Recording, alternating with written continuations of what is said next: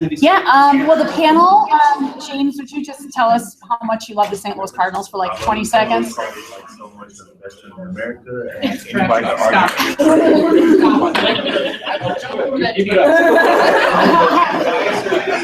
Go Cardinals!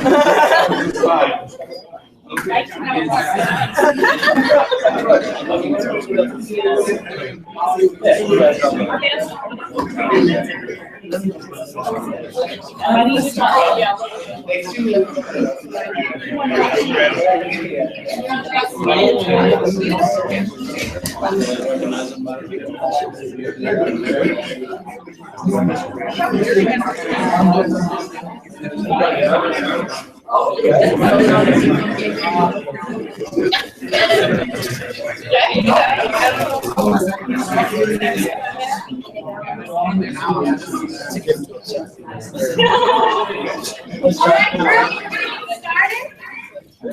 going to get started, and we've got our friends from Ann Arbor on screen, and thank you to all of the panelists for being willing to be with us today. This is a group of folks who have been convened by President Ferry to really just grapple in a very real and genuine way with the topic of diversity at Concordia, Wisconsin and Ann Arbor. And really, we've just had, this is our second dialogue together. Can you guys hear us over there okay? Yeah. Can y'all hear us? Okay, good. This is our second opportunity to gather together and to really talk deeply about diversity in our context on both campuses and what that means for us. And we've got a lot of data. We've got a lot of stories from the leadership, faculty, and staff side of things to help us understand our landscape and what diversity looks like at Concordia, what we mean by that theologically. I mean, all these kind of pieces, but the most important piece is really the student experience. And so we've got some questions for you. And as I was able to say to some of you in the hallway, we value your honesty, your candor. We crave it. We invite it. You don't know us real well, so that can be sort of a tall order, like, hey, trust, you're in a safe room, we really want you to speak freely and openly. But to the degree to which you are comfortable, please take us up on that invitation.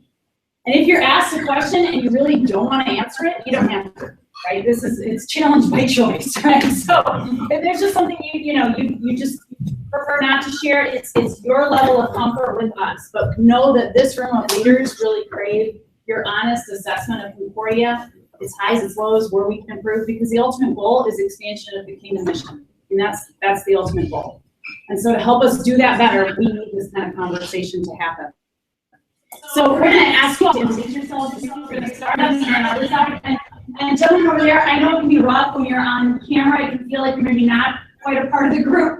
We want you to feel like you can chime in and jump in, and as much as you can, just act like this divide is not here. I know that's tough, and Lonnie, thank you for being there on that side. We're going to start with the introductions on that side, and then when we get to Lonnie, you kind of actually, Lonnie, physically are seated right next to where the panelists begin on this side. So you'll be able to kind of just go in from there. So you can kind of see some of them on the Google Hangout. We are capturing this on Google on your broadcast via a private YouTube channel so that we can go back and look at it later, but it won't be disseminated beyond this group. I want to be really clear about that, okay? But so we can go back and reflect on what's shared instead. So let's start our introduction. This is me, what year you are, what program of study, and that'll give us enough to kind of get going. And where you're from, would be super. Go ahead on guys. William Isaiah, I'm a sophomore studying business management and prepare acquisition. Ryan Hudson, I'm a sophomore also. I'm studying into business and Michigan. My name is Rohit in India. I'm doing my master's in computer science and graduate in Australia. I'm Lonnie Priest. I'm the director of athletics at the Ann Arbor. My name's Eric. I'm actually from the Ann Arbor campus. I'm a grad student doing the Student Personal Administration in Higher Education Master's Program, and I work for Student Wellness Accredited System doing international student work. And I'm from Hong Kong. from the grade two from Lando. Selena Vasquez, so the undergraduate in the adult accelerator program doing health administration. James Mitchell, junior in educational studies and minor in social studies from St. Louis. Eli Little, from Detroit area, Michigan, and I do philosophy here. I'm Carly Tatum. I'm from Milwaukee, Wisconsin, and I'm majoring in exercise physiology with a minor in sport and entertainment business. I'm Tiffany Smith. I'm from Milwaukee, Wisconsin. I'm a senior at the accelerated program for business management and 2 minors in healthcare and human resources. So we worked on some questions ahead of time. I don't actually want to necessarily play the role of conversationalist here. I'd love if you kind of know the question that your group came up with. Feel free to, ask that question. We've got these in case you all sit here in awkward silence, which I don't think will happen. But maybe I'll just start with kind of an easy lob. Talk to us about your experience at Concordia and talk to us about how that experience has helped you to see or perhaps not see Concordia's value for diversity, right? It's just kind of an open question, just kind of get us started. Your experiences here, but really how have those experiences perhaps helped you to see or not see a value for diversity at the university? And then we'll let you guys will take up, we'll go for a little bit and then we'll transition. I'll go. Okay, so I started off at Concordia College, Alabama. My freshman year, then transferred here in the sophomore year. So to me, coming here, it's complete 360 from the diversity aspect, the education, the teachers, and overall, I love my experience here. I've met a lot of people, whether it's teachers, coaches, classmates, or whatever, that I feel are ultimately there, very supportive. The diversity aspect is completely different. There's an HBCU, so majority African American group of students. Here is mainly Caucasian, so you can easily see the difference in need here on this campus. I think the conversations that are being had, like the ones today, is important and steps in the right direction. That it's going to take everybody that's in this room and more to kind of meet that goal, but it's definitely starting the right direction. I have one question. We can ask, right? Yeah, sure. Okay, so you came from, so I just found out today that in Selma, that was a HBCU school down there in Selma. So you saying that you see a difference in just the level, or you see a difference in the support? That's what we want to hear. We want to hear you being supported here the same way, or you just see a difference in black and white? I'll answer both. So I feel like here I'm supported more. I get the one-on-one attention that I feel like there I didn't get, although that it was a smaller school. Even just so from the aspect of advisors, in Selma, it was more so focused on, I would say it's more so focused on you as an individual, but you have to actually put in the effort to be willing to go out and see those teachers, and sometimes they weren't available here. I feel like here, the professors and administration, they make it available.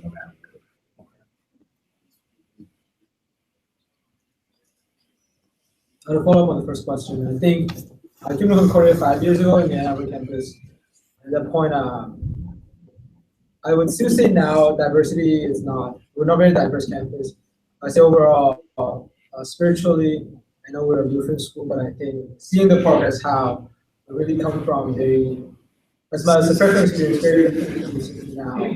A lot more different groups of Christians from the chapel would attend like evening prayer or Tuesday night worship. Even as our student population, I think as a freshman, I could commonly say I was actually international students, and I would be more international students around the world on the campus. Even though the percentage is very small, I definitely see a lot of progress being made. So it's a good thing.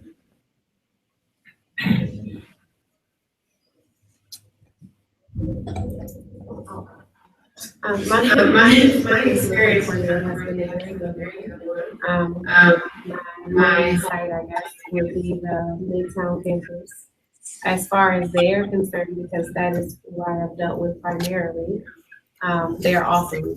I kind of feel like they may get tired of me from time to time because I call them, but they're always readily available. And if they're not, they get back to me within, I wouldn't even say a couple of hours, it's probably a couple of minutes, you know? As far as diversity goes, I haven't ever felt like I wasn't supported and it didn't matter which site because I've been to 3 of the sites now, this one, Midtown and Miller Parkway. So as far as feeling supported, it didn't matter what race the teacher was or anything like that. If I needed help or questions answered, they were okay answering it. But as far as diversity, like actually Black and white diversity or, you know, whatever other races, it depends on which site you are on, or at rather. Because you can go to Midtown and they're gonna be primarily African American, and then you're gonna go to Miller Parkway, and so far, that was the most diverse I've seen. And then I came here for the first time Monday, and it was primarily Caucasian. So I really think it depends on the area where you are. But to clarify, you said you haven't seen a difference in like the attentiveness of the instructors and that sort of thing. Yeah. For me, I attended Milwaukee Unified High School, so coming to Concordia, as in diversity, wasn't a huge change for me. So it was kind of something I was already used to. As in support from advisors and stuff, specifically in my program, I felt like I didn't get that, but from other people, from coaches, I'm on the track team, so I got that from my coaches. I worked closely with people in career services, and I worked for athletic department, so, you know, like the assistant ADs were there helping me like plan out my future that way, but specifically for my own advisors, I was like, okay. Ann Arbor guys, don't be bashful about jumping in. I want to make sure we give you guys ample airtime over there. Yeah, I see a hand up. Talk to us. I think from my experience, here this year, the biggest gap was non-athlete and in between the people who like not welcoming athletes, they feel like they're different. I think that's what I'm trying to say is my freshman year.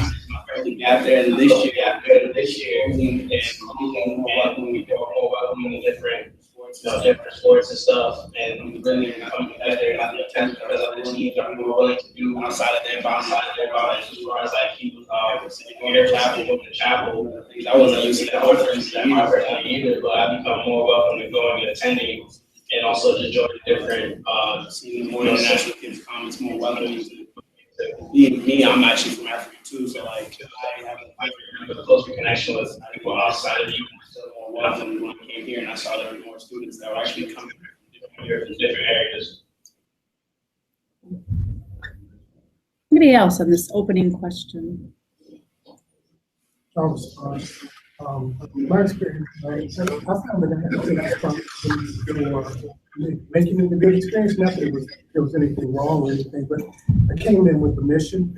I started a little later. I started in 2013, and obviously the goal was finishing, and it was just getting to that finish line. So I took responsibility to make sure I had a good experience on my own.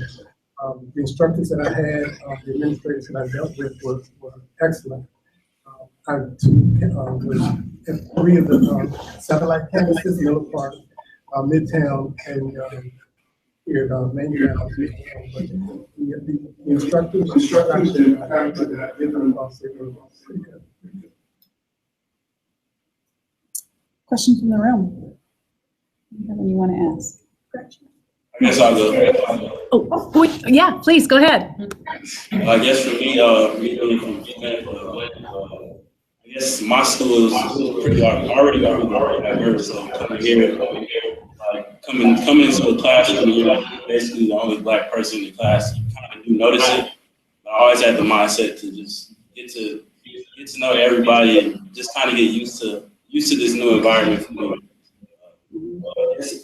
For here, we do need a lot of work just to accept the classroom, but we are progressing, and everybody's really friendly and are really nice.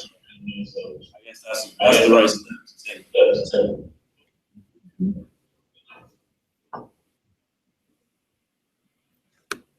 I was curious, how many of you guys are athletes? And for those of you who are athletes, I've heard a couple of you mention the coaches.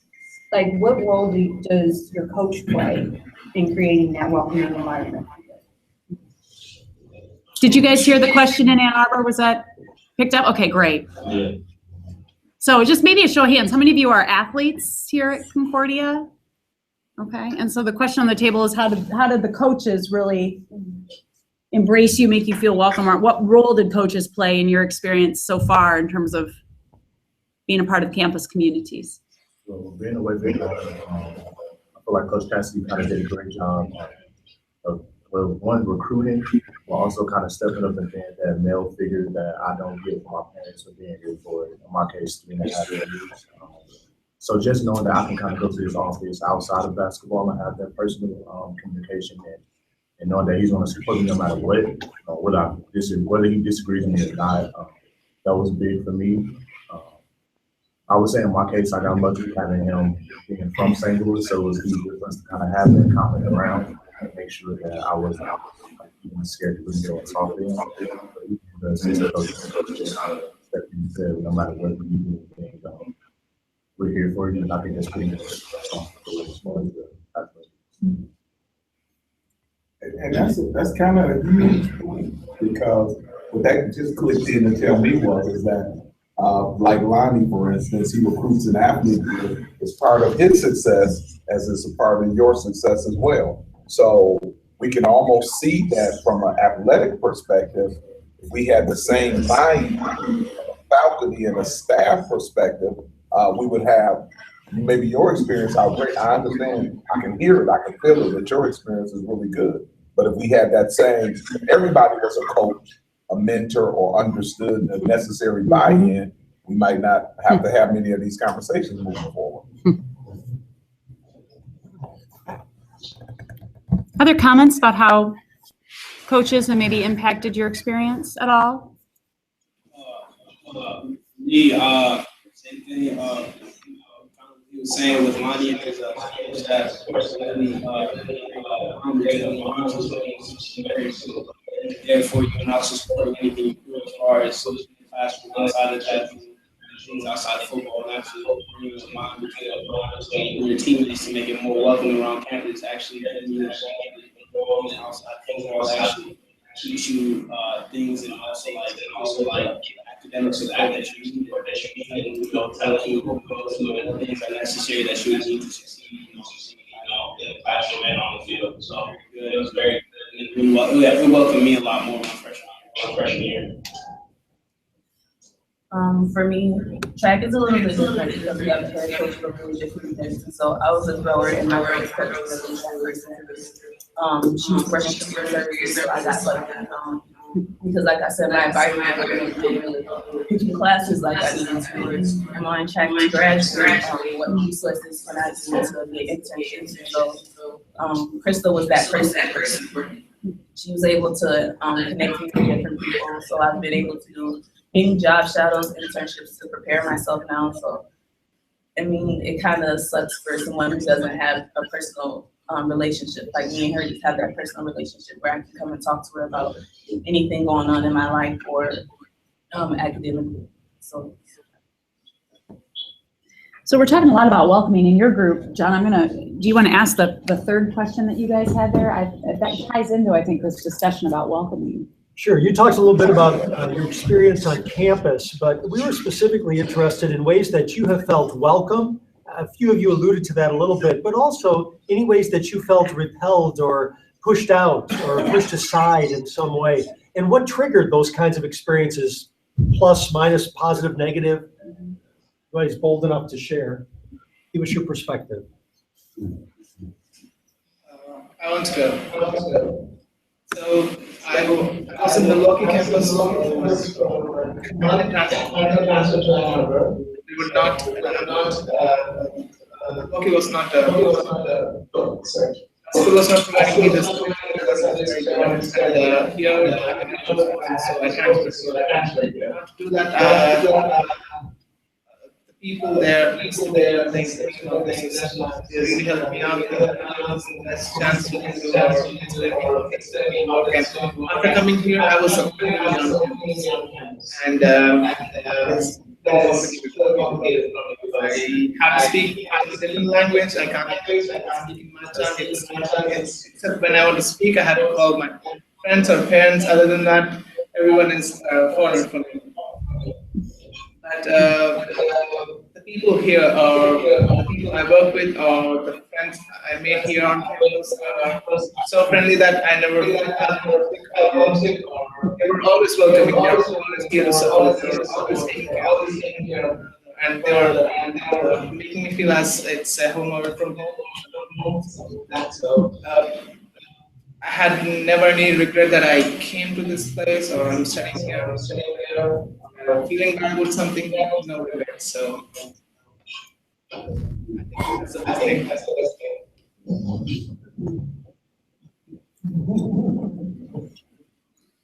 Others?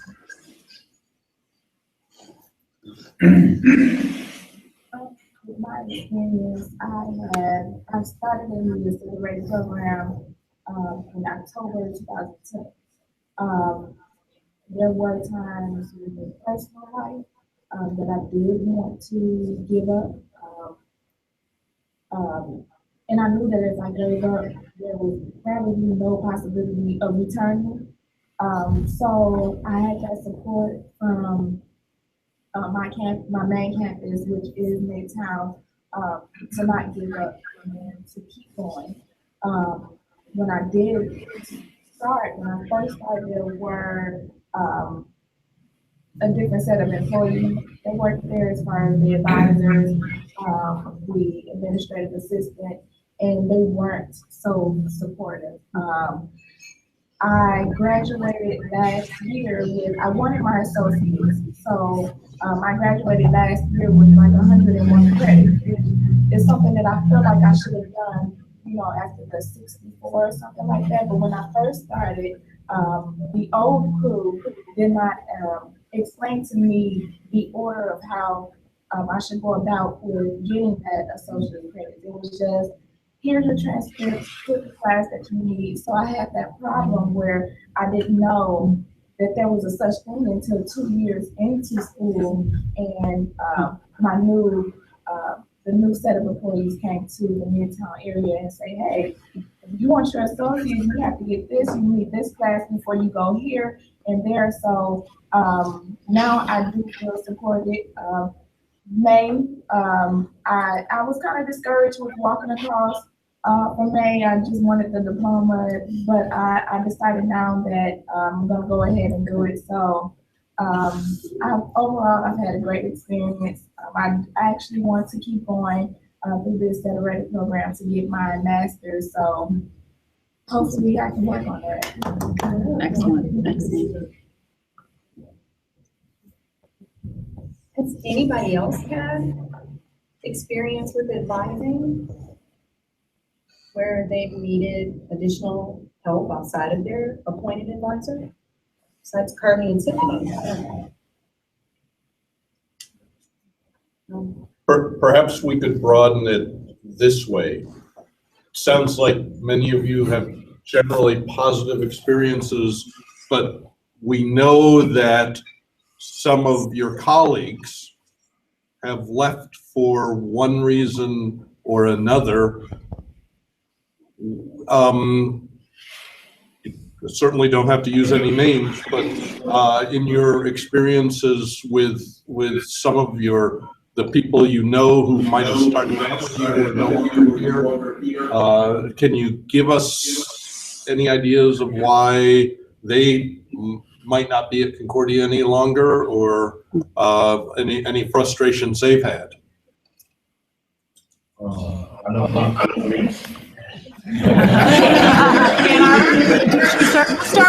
We'll start with Ann Arbor. Go ahead, guys.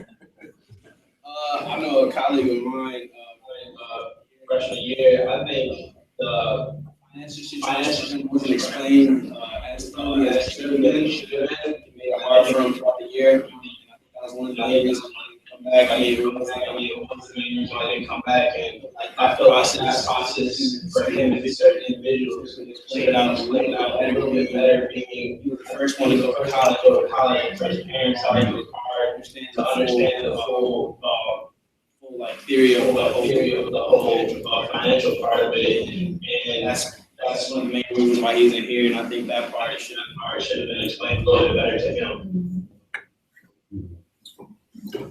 Over here, James? For me personally, I've had friends that started off their freshman year that may have come from Florida. So I think the biggest thing for them was really feeling unfit and not having a lot of people of color that look like them, whether it be teachers or students. So it's kind of hard to bring in people that want to spend their 4 years with you, but when things go bad, they don't feel like they have somebody that can relate to them. I know me personally, I've often felt like that sometimes, but I've been able to reach out to other people and connect and learn that, like, okay, just because we're not the same color doesn't mean we don't have the same thoughts or the same problems. But for everybody, that's not the same. Like for me, I was just fortunate enough to be able to go out and connect with others. Can I ask a question that sort of plays off what the last two responses were? It sounds like maybe before you came into Concordia, there was like a set of expectations, or you had this perception of Concordia, and then when you came here, maybe it didn't meet, or your friends didn't have their expectations met for what they thought other people were going to be like. Can you tell? I guess I'm asking, did we live up to what you thought we were going to be before you actually started? Were you kind of sold something, or do you feel like it was exactly like you knew what you were getting into when you signed up for Concordia? For me, diversity-wise, I expected it to be this way. I mean, like I said, I came from Milwaukee Lutheran, so this wasn't a huge change in that way. I was expecting to get more help. I did not expect the staff to be predominantly Caucasian. I thought that there would be more faces like me. Like James said, it was hard. I can't find anyone to technically connect with when it comes to people of color. So I was fortunate, like I said, to have Krista there when she was here. So. I think I think when you say what you expected, I think it took a couple months to really see like what came to my feet. I came from I had a different idea as far as the culture and the things being done, I had a different idea. And when I got here, it was the same way as I see you, but eventually it turned into how I thought it would be, and we became more welcoming and friendly. To start off with, you were kind of with people you knew in your dorm and your teammates, but like after that, you felt more welcome, felt better at home than you would say the first couple months we were there. I guess in a good way and a bad way, my expectations were different. My older sister went to University of Michigan, so all I knew about colleges in America is like, oh, big love, people, they're diverse.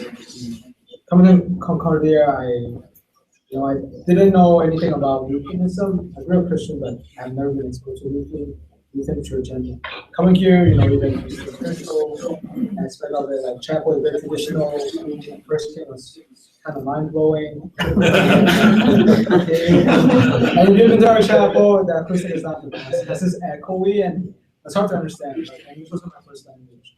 So I'm trying to follow along, what the pastor was speaking. But then I think the smaller class size and generosity of faculty and staff would be. My freshman year, I had 2 faculty that was able to Thanksgiving because I was not allowed to stay on campus. Even throughout my undergrad years, I remember there's one day, I was allowed to stay on campus, and I asked my campus safety told me I can't. And so at that point, I had a campus safety told me, hey, you need a place to stay. You come to my place, I can pick you up.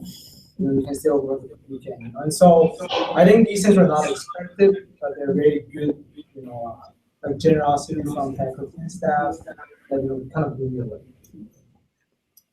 I have a question for Park. Do you mind elaborating a little bit the answer you were just giving about feeling like, yeah, it was pretty much what I expected, but I was a little thrown off by the lack of diversity amongst the staff? you used the word help. I was expecting more help, but I didn't really get it.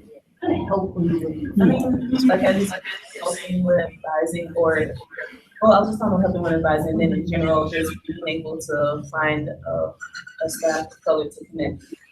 So I just didn't have that personally. I mean, I'm not far from home, so I can call my mom, but it's different when you're like in school. My mom's not born, my mom didn't graduate from college, so I'm the first one in the family. So it's different when you have someone that has already been through it that you can know and you just talk to.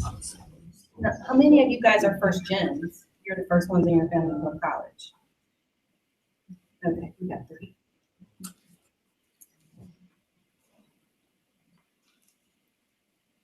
So what do you guys see as an opportunity or a place where Concordia could do some work to improve the experience of our students who are not Caucasian, right?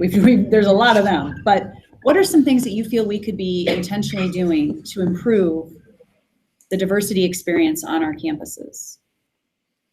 Well, because I work with a multicultural student youth program, I often hear about the Midtown campuses or the different the Miller Park campuses. So we always hear about it, but we really never see those students or really never really work with them.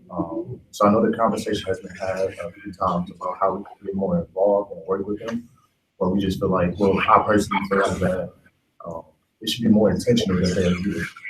Whether it's if we go there and kind of talk to them and really say hey, come spend the day or whatever, or if they're just brought here to kind of get their experience.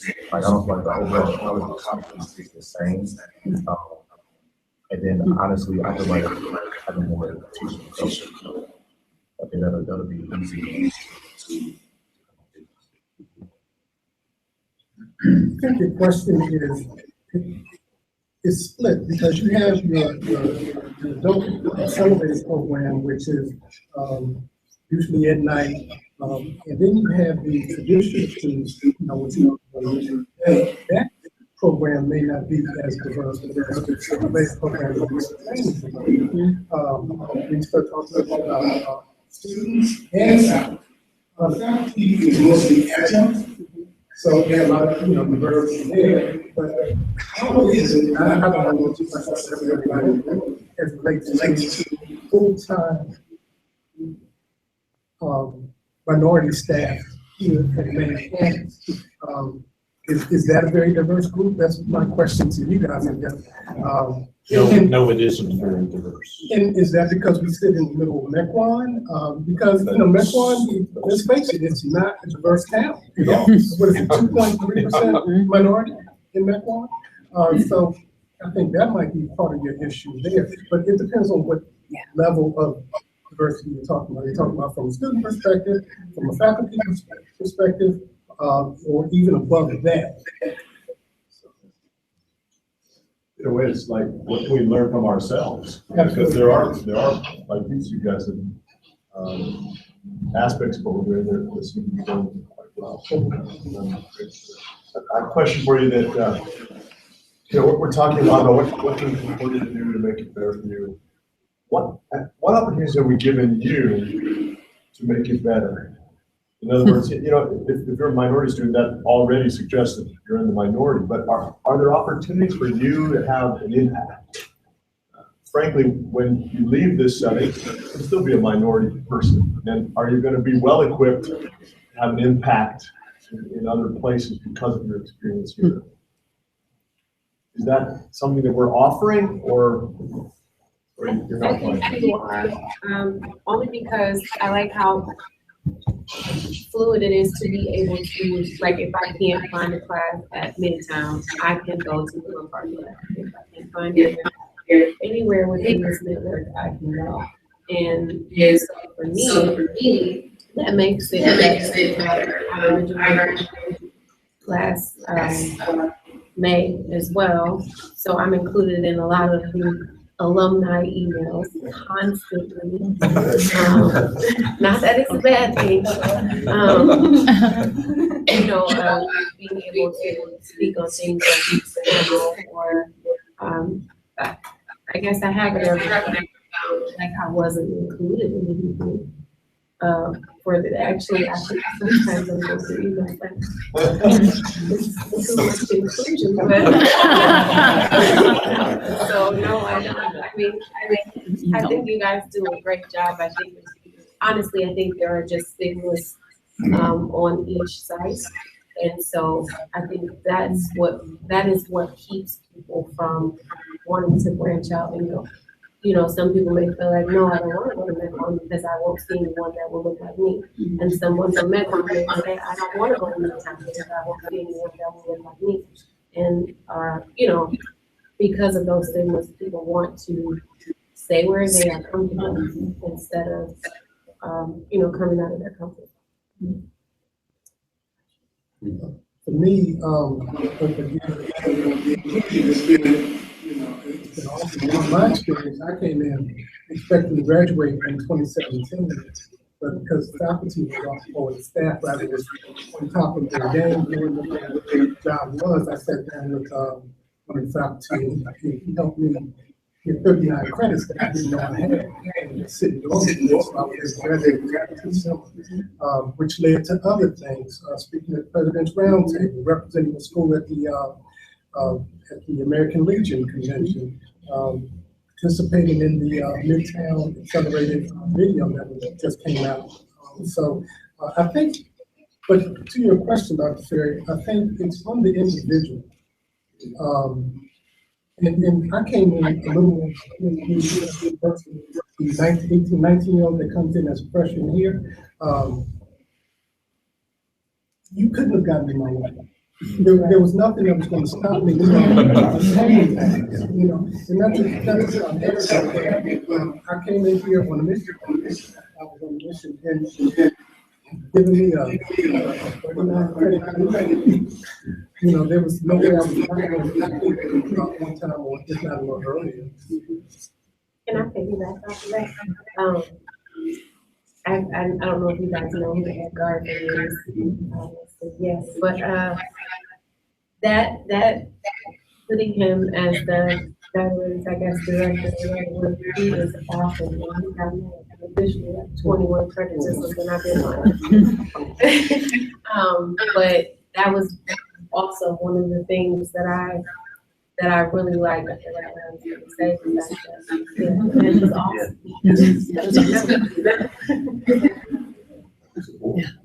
But no, that's what I was going to say. When I came in, I know the question had already been asked about expectations. I'm just like you. I was like, I'm going to school, and you know, it wouldn't matter if we were meeting kind of in a cardboard box. As long as I get the credits and I can graduate, I'm fine. So I agree. It does depend on just a lot of it depends on the student because we are adults. You do have to want it bad enough for yourself. So there may be the opportunity there. Maybe we can help the traditional students understand that it's only them. Okay, and if they're not getting the attention that they need or the resources or the help that they need, then we can help them understand where they can go.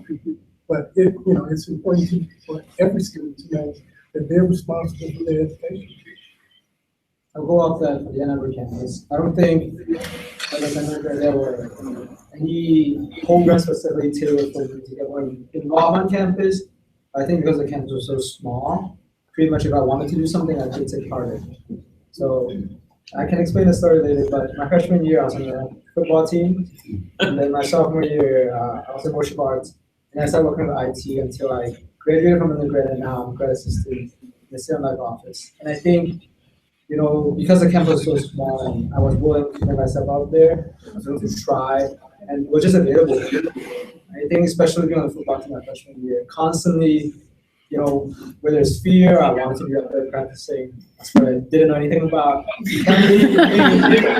And I knew if I stayed in my room, the coach would come find me one day and say, why are you there? So it really helped me get to know the campus, immerse, you know, into the culture, learn a lot about American football and many other things along with it. So I think, you know, yeah, if you're willing to try, I think in the Ann Arbor campus, you know, there's really no limit, you know, because it's so small and everything is kind of new. If you have a vision, you know, I'm sure we can go run with it. And as long as it aligns with our mission and vision, I don't think anyone will be against it. I think what you guys are saying would resonate with every college student out there, right? Like, where's my place of belonging? Where's my niche? How do I like have accountability to myself? How do I seek out those resources? I guess I think our main question though is really like, why are the people that are leaving? They're not leaving and getting no education, right? They're leaving and they're just going somewhere else, right? So they're still gonna have to go through those same socialization struggles that everyone goes through when they enter college, but they're choosing to go choosing to go to other schools. Maybe it's more affordable or for whatever reason. I guess we really are curious on what are the cultural things that we can do within our control? Like, are there things that we can do to help people feel more included or welcomed or whatever that may look like that we can't control? We can't always control finances. We need to make false arguments. Well, this may be just a joke, but you know, on Friday it was thunderstorming. Saturday we had snow and it melted like an hour later, and then Sunday was spring, and then we were back to winter Monday. So people may just be leaving because of the weather.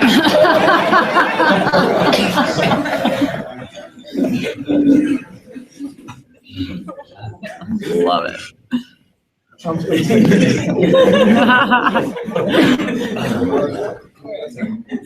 reason we make it our culture is to have people connect. And let's forget about the diverse part, because we know we can find diversity anywhere, but maybe we change the culture so that we have students connect more. That may make them want to stay. You're not going to get some student that can't afford to come here anymore. It's too homesick to stay here anymore. But you know, the students that that you can stay, because they can connect.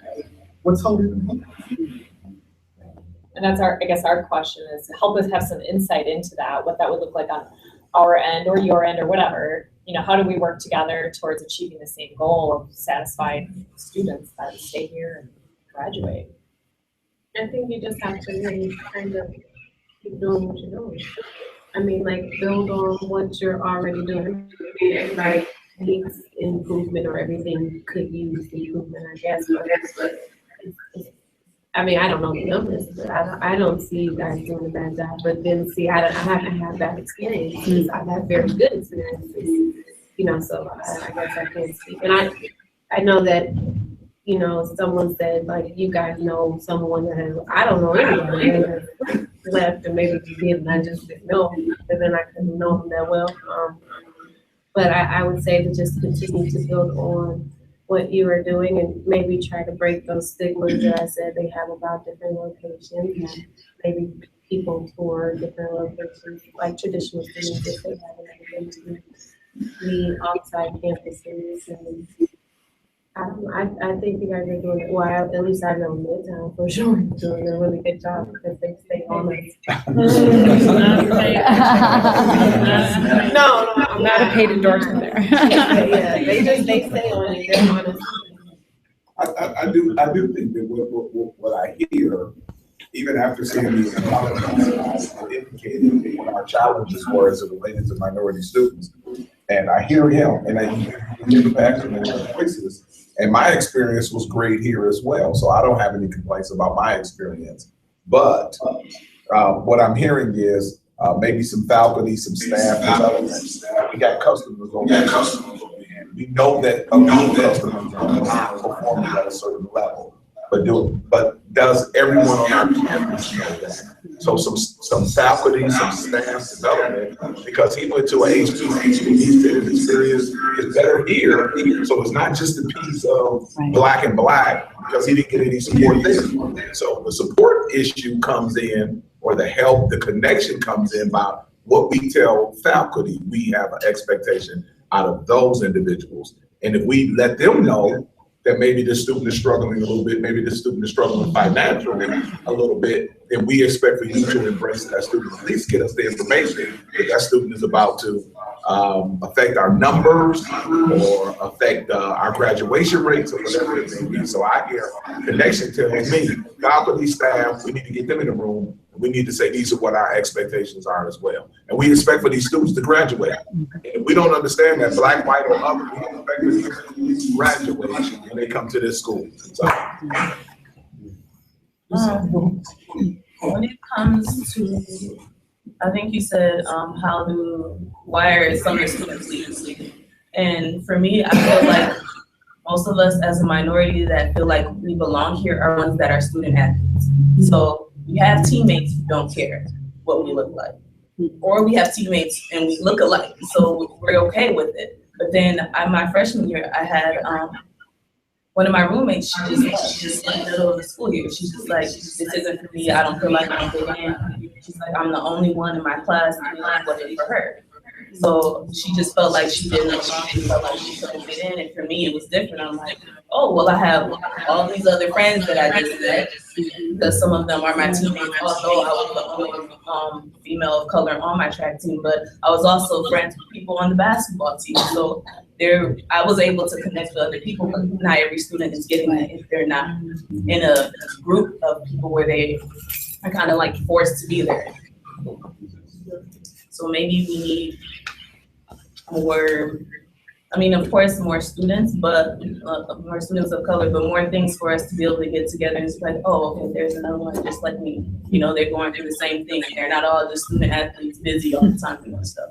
Even if one of the advisors, and I'm not sure how it works here, but I remember certain colleges implementing a first generational advisor too, who was very aware of like the needs and, you know, of students that's coming in first generation, even minority students.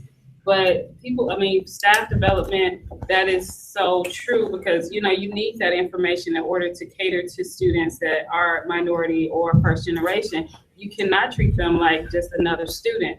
I was a first generation student. And so just knowing if I didn't have other people outside of my family and that immediate, I probably would have dropped out myself too, but I had support. I had other people that you can do it. It's not that hard. Keep going, keep pushing. But these are the conversations that even minority students will have among themselves. They may not necessarily have it like, I don't feel like I belong, but they would in this close conversation, like, I don't see no one here. And that's even with our students, they would tell us things because they probably feel more comfortable. And so when you talk about probably you didn't see anyone that looked like you, for some students, that's important for them. You know, just that touch point, even though we know, you know, you can connect with someone who does not look like you. However, coming from that background, that situation, that's all they have. So I think even starting there, we can help change that by having more people that look, you know, diverse. And they're part of the Concordia staff. Anybody in the Ann Arbor side? I don't want to leave you guys out. I know how hard that can be being on the screen. Is there anything you guys are hearing a lot that you want to chime in with in terms of things that we can be doing to really create a different experience for you? Yeah, like everyone was saying that it depends on some people are introverts, some people are extroverts, some people are ambiverts. If we want to get the best result, what we have to do is involve everyone, indulge in them in something, like bring them together so that they talk to each other, they see what they want to find as a friend, or, you know, they will connect somehow. When we bring them together, that's the way we can get the best. That's what I think. I think even then, some kids are still in different cliques and they see going out of their friends, they tend to play the same way, and I feel like other kids follow the footsteps of some others and kind of get into that feeling where nobody's helping them out, or he didn't make it aware to others, to the staff, and like he's in trouble. They feel the same way. Speak out for something, and all of a sudden, you come back next semester, it's getting go there. And sometimes I think we don't sometimes know, some people's staff don't know what's going on. Sometimes other students they know that they can talk, that they know the right people to talk to. But next door, I agree with talking stuff, but I don't think some of those things are the same people I want to talk to. So it's kind of different here sometimes.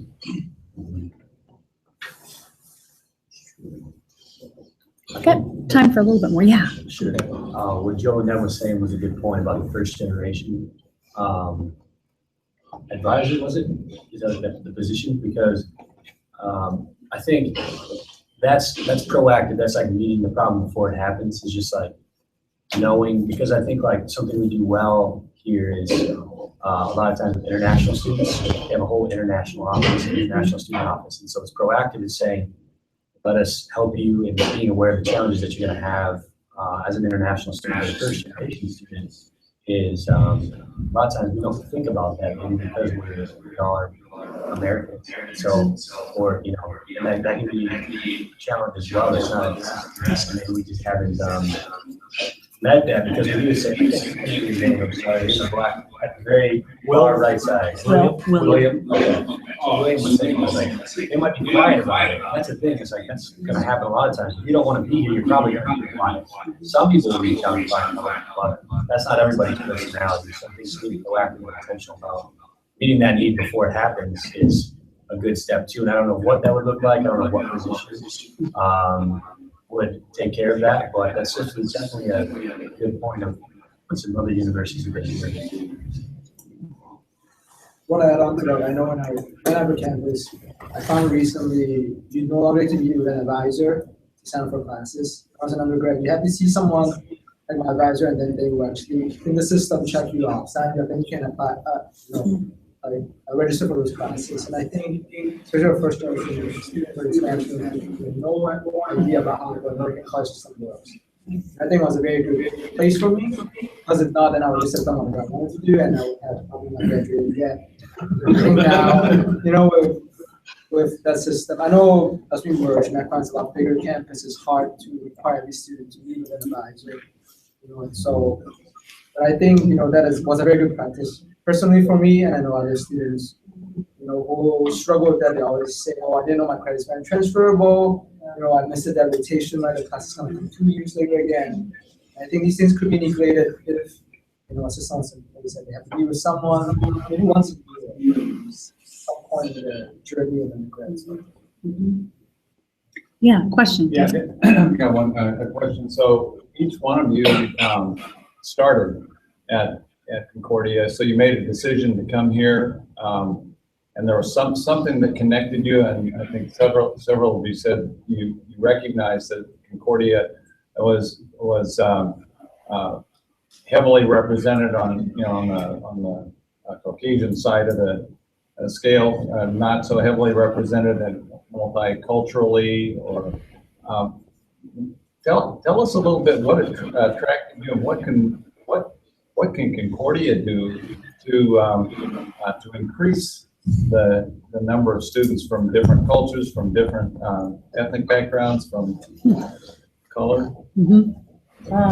Earlier, a few of us were talking, and we were wondering if when we're recruiting students, at least just even in like the Milwaukee area, are we going into Milwaukee public schools like Rufus King and recruiting students there? Or are we just going to the Lutheran high school?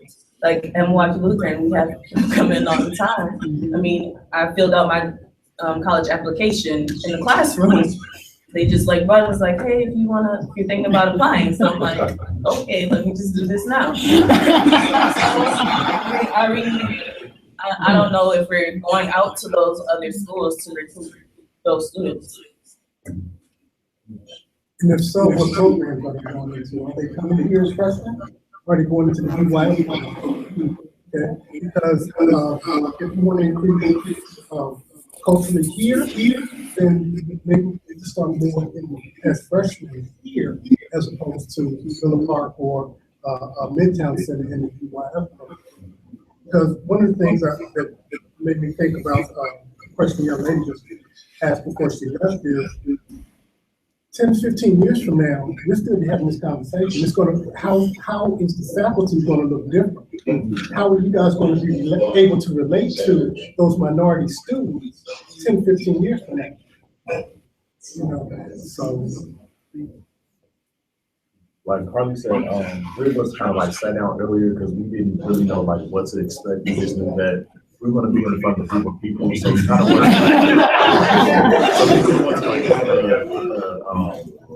like a good list kind of like I was going to say, who were asked, and a while back, actually, we were talking about the UIF program. Like, is it possible that that program is here, or if it's not here, the more students that are come, whether it's MSG or whatever, who kind of like mentor those students. That's just so that way when they come here, even if there's a culture shock, they don't feel that they're alone. We can stop this broadcast so he can take his laptop. Yeah. We can wrap up the Google broadcast part so that you don't have to leave your laptop behind, but we'll keep the Polycom open to continue this. Thank you so much for letting us use your device. We're really appreciate that way you don't have to trust, you can't trust Lonnie to return it. That's just not gonna work,